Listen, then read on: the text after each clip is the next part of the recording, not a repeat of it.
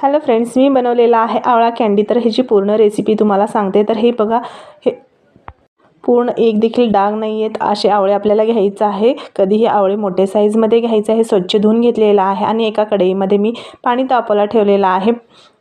पाणी तापल्यावर पुरण वाटायचा मी पात्र घेतलेला आहे। त्याच्यावरच मी याचा स्टीम देणार आहे। तुमच्याकडे स्टीमर असेल तर खूप बेस्ट, तर माझ्याकडे स्टीमर नाही आहे। मी अशा पद्धतीने हे 15 मिनिटं वाफवून घेणार आहे।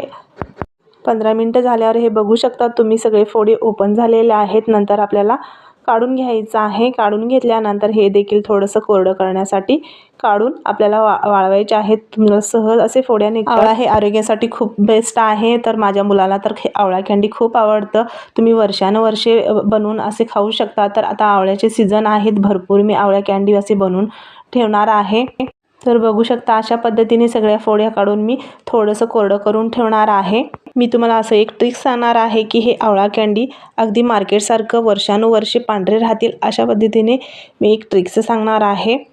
अशा पद्धतीने सगळे फोड्या मी काढून घेतलेला आहे आणि राहिलेला बी मी टाकून दिलेला आहे। नंतर 400 ग्राम एवढा साखर घेतलेला आहे। तुम्हाला जास्त गोड पाहिजे असेल तर तुम्ही साखरेचं प्रमाण वाढवू देखील शकता।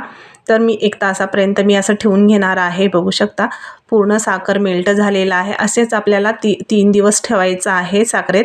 नंतर आपल्याला लिंबाचा रस घालायचा आहे। लिंबाचा रस घालून आपल्याला लाकडी स्पूननी हलवून घ्यायचं आहे, नाहीतर प्लॅस्टिकचा स्पून असेल त्याच्याने स्पूननी हलवायचं आहे। स्टीलचा स्पून अजिबात वापरू नका। अशा पद्धतीने 3 दिवस उन्हाला ठेवून घ्यायचं आहे। 3 दिवसानंतर बघू शकता पूर्ण रसीले आपले हे आवळा कँडी बनवून रेडी झालेले आहेत। मी नंतर 2 ते 3 तास मी असे उन्हाला वाळून ठेवलेलं आहे। खूप छान हे आवळा कँडी बनवून रेडी झालेलं आहे। अगदी लिंबाचा रस घातल्यामुळे वर्षानुवर्षे पांढरे राहतात। नक्की तुम्ही देखील ट्राय करा।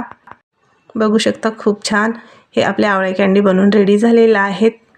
तर ह्यात थोडंसं ओलसर पण आहे, त्यातच मी आता थोडंसं पिठी साखर घालणार आहे। 100 ग्राम एवढा पिठी साखर घालून पूर्ण मिक्स करून घेणार आहे। तर अशा पद्धतीने हे आवळा कँडी बनवून रेडी झालेला आहे। कसा वाटला नक्की कमेंट करून सांगा। तोपर्यंत बाय बाय।